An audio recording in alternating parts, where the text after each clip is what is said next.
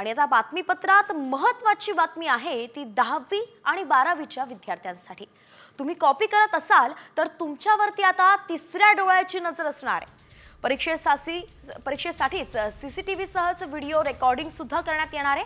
परीक्षेतील गैरप्रकार टाळण्यासाठी परीक्षा केंद्रांवरती सीसीटीव्ही कॅमेरे बंधनकारक करण्यात आलेत आणि त्यासोबतच सहाय्यक परीक्षकांच्या मोबाईलवरून सुद्धा प्रत्येक केंद्रावरील पेपर संपेपर्यंत हालचाली टिपण्यात येणार आहेत। त्या हालचालींवरती वॉच ठेवण्यासाठी शिक्षण विभागात वॉर रूम सुद्धा तयार करण्यात येणार आहे। त्यामुळेच क्षमतेपेक्षा जास्त गर्दी केंद्रावरती दिसल्यास परीक्षा केंद्रात पर्यवेक्षकांनी फेऱ्या न मारता एकाच ठिकाणी उभे राहिल्यास विद्यार्थ्यांनी बैठक व्यवस्थेत बदल केल्यास गैरप्रकाराच्या हालचाली झाल्या तर तात्काळ शिक्षण विभागात तयार करण्यात आलेल्या नियंत्रण कक्षाला आता कळू शकणार आहे।